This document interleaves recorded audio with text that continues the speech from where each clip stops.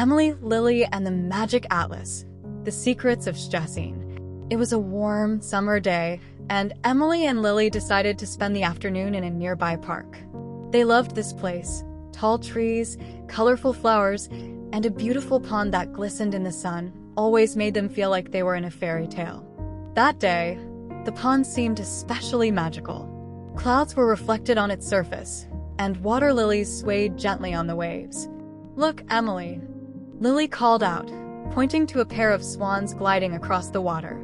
"They look like a royal couple." "This place is like something out of a magical book," Emily replied with a smile. The girls sat by the edge of the pond and began telling stories about their adventures. Although their last trip to Lodz was full of excitement, they felt that their magic atlas still had more to reveal. When they returned home, they immediately reached for the atlas. Emily gently opened it, and a map of Poland appeared on the pages. This time, a glowing point indicated a city in the west of the country. "Szczecin."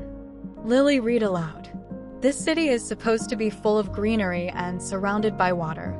We can't wait," Emily exclaimed, grabbing her sister's hand and touching the atlas. In an instant, the world around them spun, and the girls felt a gentle breeze and the smell of water. When they opened their eyes, they found themselves on a wide, green meadow surrounded by majestic trees. In the distance, they could see the Oder River and the characteristic white building of the Szczecin Philharmonic. "Welcome to Szczecin," Emily said in awe, ready for another amazing adventure. "Welcome," a cheerful voice rang out. The girls turned around and saw a boy about their age. His name was Chris, and he was a resident of Szczecin. "If you're looking for adventures, you've come to the right place. Szczecin has many secrets," he said with a smile. Chris led Emily and Lilly to the Pomeranian Duke's castle, which towered over the city. It was an impressive building with white walls and a beautiful courtyard. "This castle is the heart of our city's history," Chris explained. "But it also has its secrets. Do you see that clock on the tower?" He pointed to a large clock with mysterious symbols instead of numbers. "That's not an ordinary clock," he added. "Legend has it that it can show the way to the Duke's treasures." The atlas glowed in Emily's hands, and a clue appeared on its pages: "Follow the shadows of time, where the hands never rest." The girls looked at the clock, whose hands began to move at an unusual pace, as if pointing to something. "Do you see that?" Chris said. "We need to check what this mechanism is hiding." After entering the clock tower, Chris and the girls started examining the clock's mechanism. Lilly noticed a small lever hidden behind a gear.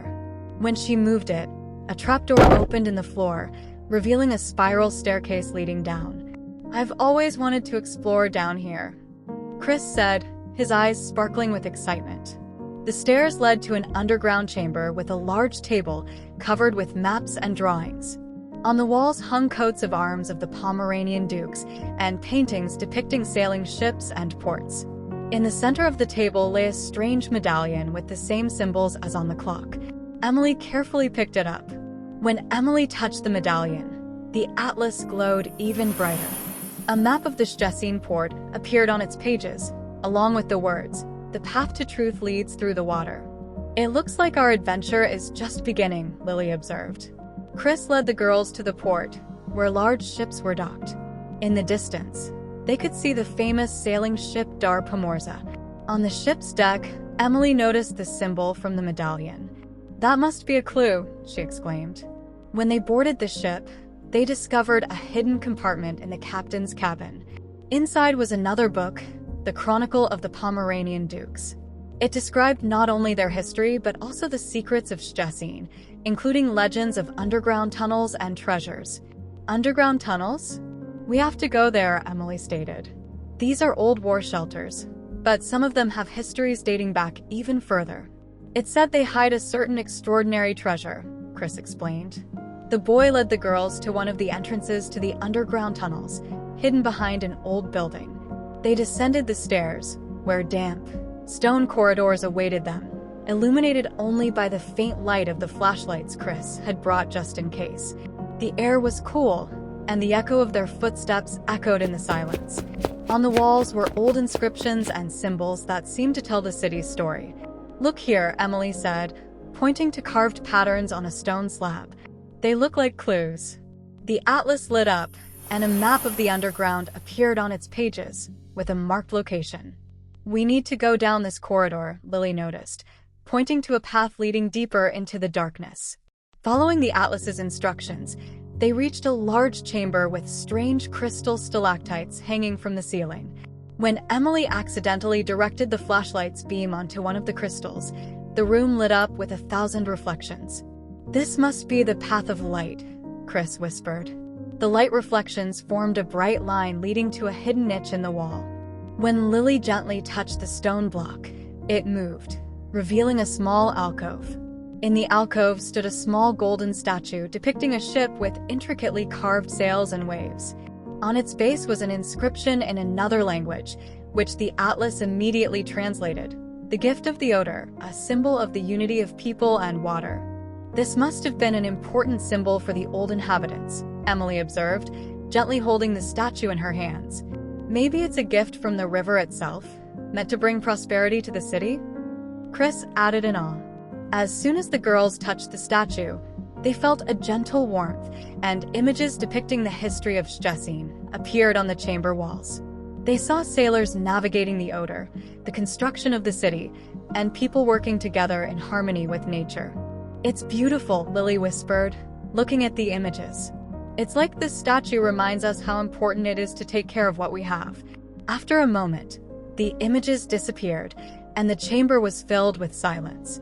Taking the statue with them, Chris, Emily, and Lilly returned to the surface, where the sun was slowly setting over the city. They paused for a moment to look at the Oder River, which sparkled in the last rays of the day. "This statue is a real treasure," Chris said.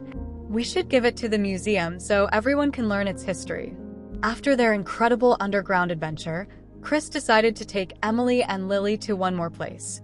To one of the most modern and impressive buildings in Szczecin, the Mieczysław Karłowicz Philharmonic. When they stood in front of the futuristic white building that looked like an ice crystal, the girls were amazed. "The Szczecin Philharmonic is more than just a concert hall," Chris said with a mysterious smile. "There are rumors that inside it, there's a hidden room that reacts to music in a magical way." The atlas in Emily's hands glowed and opened to a page with a new clue.